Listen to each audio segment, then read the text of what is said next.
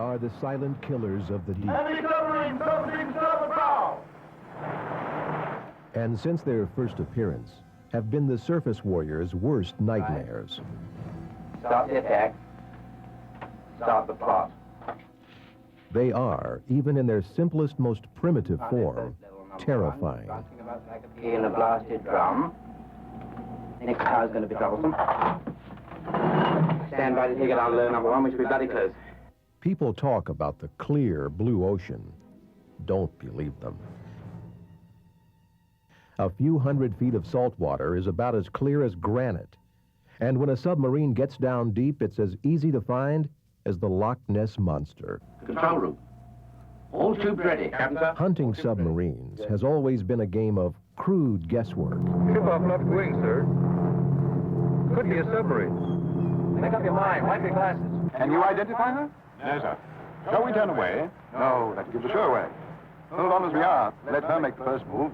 For most of naval history, submarines have been invisible until they take a shot at you. Stand by.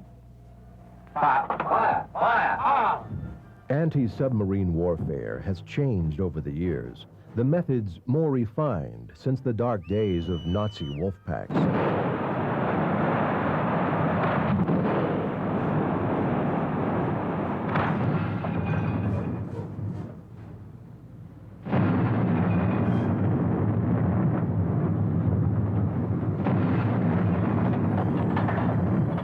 But no matter what niceties, technology, and changes in the political winds may bring, the heart of anti-submarine warfare is still the fear a surface warrior feels when he looks out over a quiet ocean.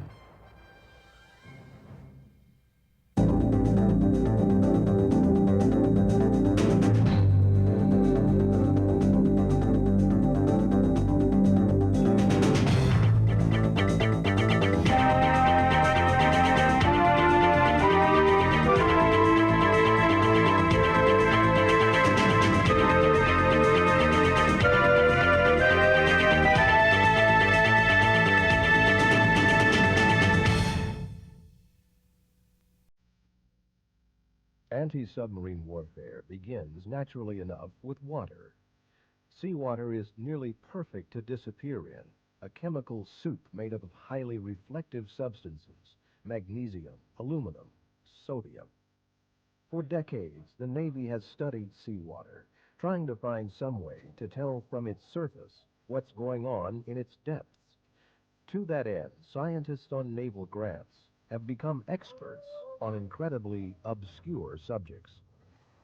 They studied plankton, trying to find if a passing submarine leaves a trail of displaced microbes that might be traced. It doesn't. They've studied thermodynamics, knowing that a submarine burning nuclear fuel must dissipate heat into water, and that heat might be detectable. It isn't. They've tried satellite photography to see if dark-hulled submarines can be spotted against light ocean sands. They can't. They've probed the water with the full range of electromagnetic radiation. They learned what seagoing lightning bugs have known for millions of years. The frequency that best permeates seawater is the same as the light emitted by a few one-celled organisms that glow while mating.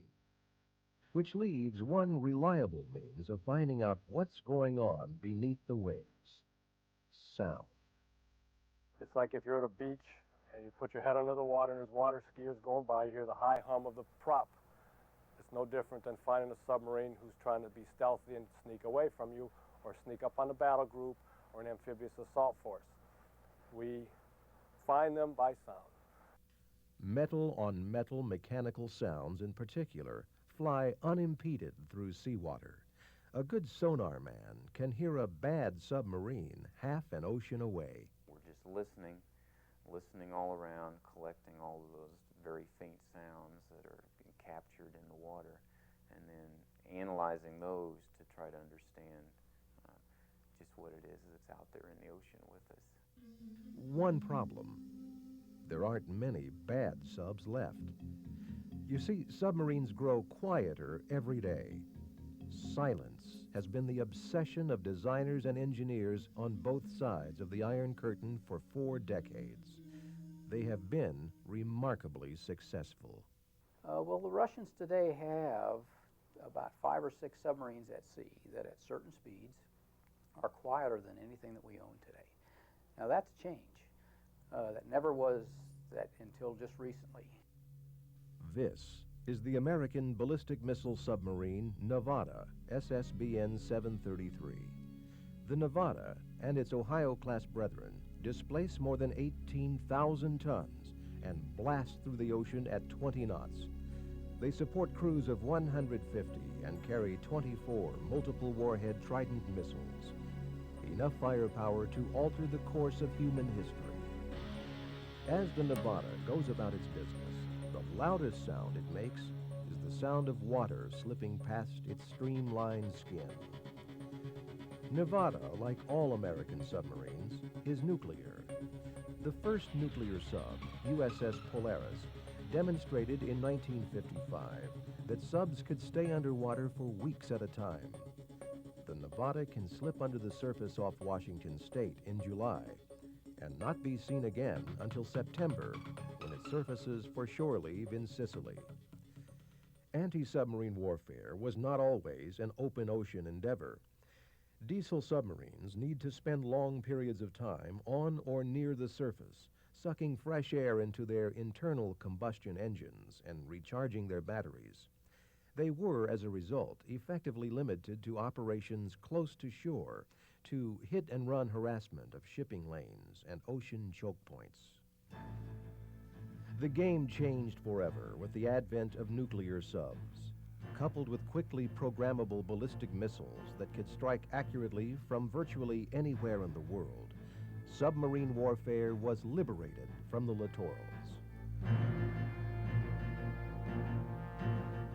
In 1958, Congress, believing that these subs would prove impossible for the Soviets to find, authorized funding for 6 nuclear submarines.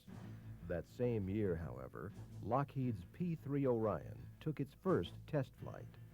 The Orion, with a range of more than 2,000 miles, was conceived with open ocean sub-hunting in mind. The concept of searching for submarines from aircraft was as revolutionary to sub-hunters as nuclear power was to the sub-hiders. Money crept into Defense Department budgets for a fleet of Orions to track the Soviet Union's emerging nuclear submarine force. In a single stroke, Congress had created both the cat and the mouse. The game of global hide-and-seek was on.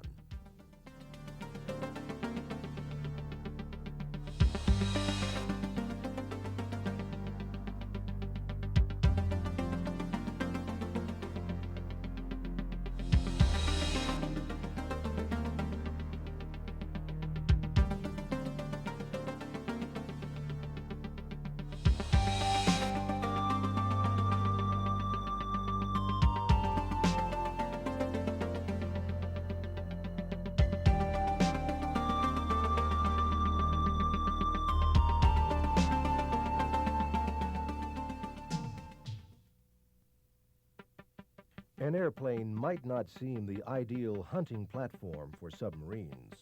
It's difficult to believe that something as opaque as the ocean can be pierced from high above the clouds.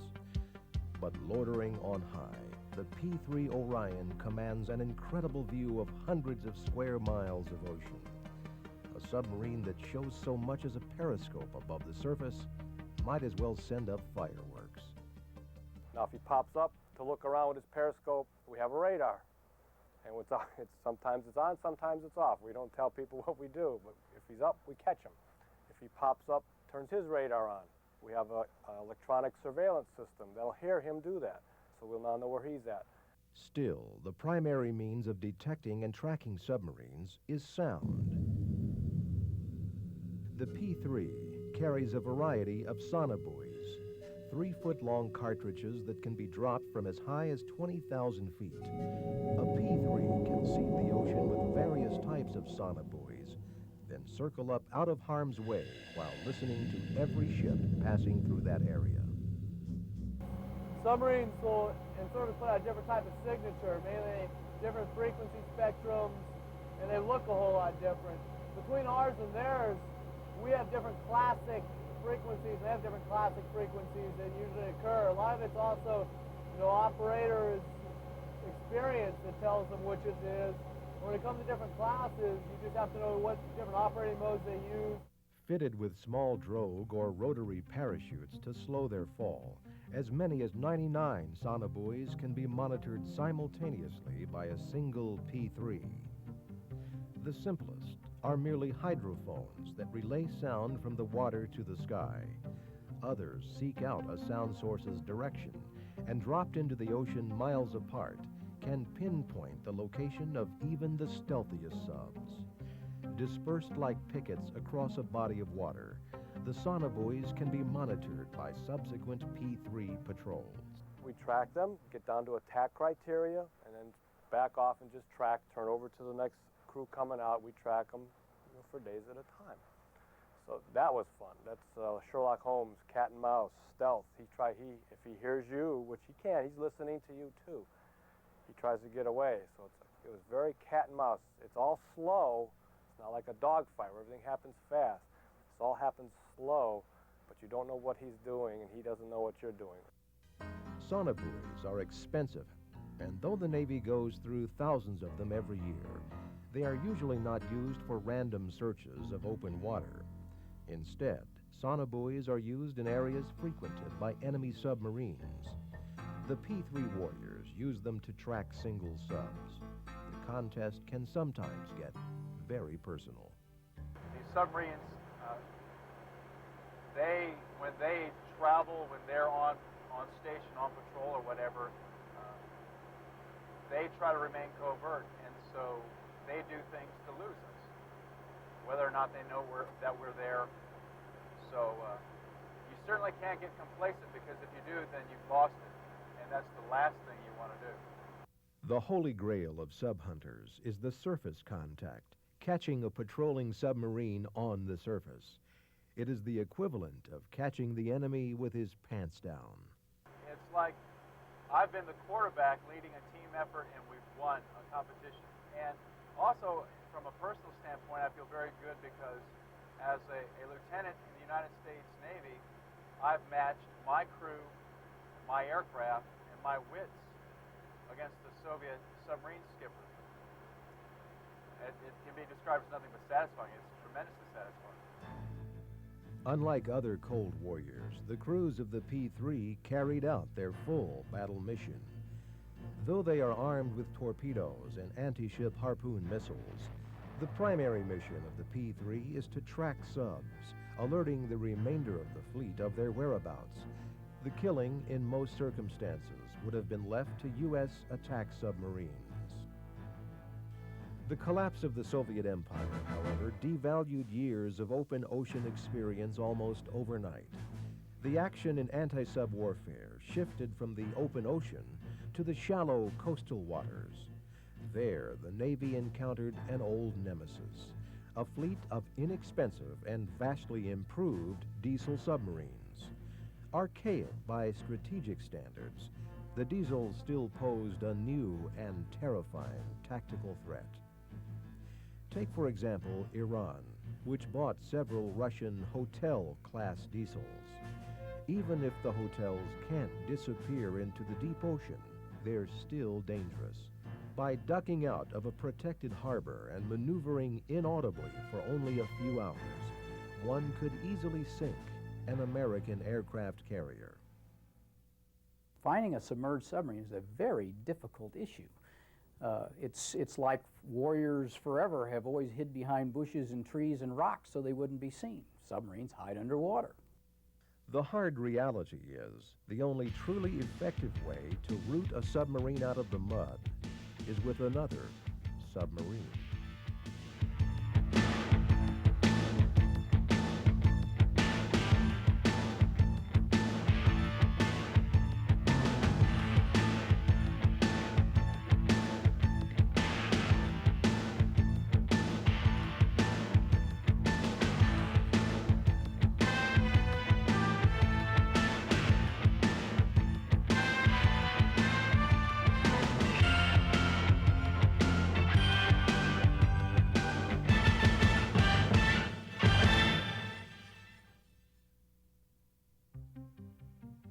When one submarine goes after another in shallow coastal waters, it is more like guerrilla warfare than naval engagement. There are places to hide, civilian traffic to blend into, and a great deal to be gained or lost in surprisingly brief encounters. The target that we'd be looking for in coastal waters is probably going to be a diesel target. A diesel submarine is very different technology. When it's running its diesel, it's probably on the surface taking in oxygen and air to run its diesel with a combustion engine.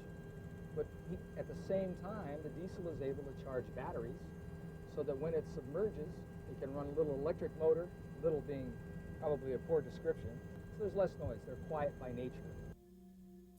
A modern diesel submarine running on batteries is quieter than all but the most advanced American subs. One can easily blend into the background noise of coastal traffic and shallow bottom echoes that make brown water sub-hunting so difficult. In the littoral, amid the fishing boats and merchant vessels, finding and tracking enemy subs is a whole different ballgame. Mostly the number of targets throughout the area, where they're all grouped together. Some may be hostile, some may be friendly, and they're so close together, so we have to discern which are which. And that's a primary concern. You know, who are the good guys, who are the bad guys? To separate a surface sub from regular coastal traffic, attack subs often turn back to the P-3s. Once a contact is established, the P-3 crew, using infrared scopes, can examine the contact in photographic detail. It is the ability to spot and quickly scan dozens of targets in real time that makes the Orion a key player in the war on drugs. On the infrared screen, there's no mistaking a submarine for a fishing boat. Armed with information from the Orion and other aircraft, the attack sub stalks the enemy diesel. We've had submarines in those areas all around the world for years, so we're familiar with them. We know what we're dealing with. We understand the environment, and it's still a tough business, but it's not something we can't do. The attack sub stalks, dipping behind undersea hills or even hiding in the muddy outwash of a river. Directed from above, the attack sub maneuvers into the optimum spot for a kill, a place where success is assured and risk of response is minimized. An order is given. A torpedo slides into a launch tube. Approaching the American surface craft, the diesel's sonar operator hears a small, almost imperceptible noise. There is something, he says to his captain, something unusual. He listens as that something comes closer and closer, until he will never hear anything again. It's a funny thing. Sometimes you aren't aware of change as it goes on around you. And if you ask me casually, it's not obvious to me that I'm doing anything different than I've always done. When you step back and think about it and try to drag up the real memories of what things were like 20 years ago and what those ships were like, and think about it, reflect on it for a few minutes, it really is amazing. The P-3 Orion, on duty since the early 60s, will remain on duty for decades to come. Because its replacement did not survive a recent round of budget cuts, the Navy settled instead for an update of existing P-3s. They are getting new engines, new electronics, and a capability not just to locate the enemy, but to befog him with confusing radio traffic. The new P-3s will likely remain on duty through the first decade of the 21st century.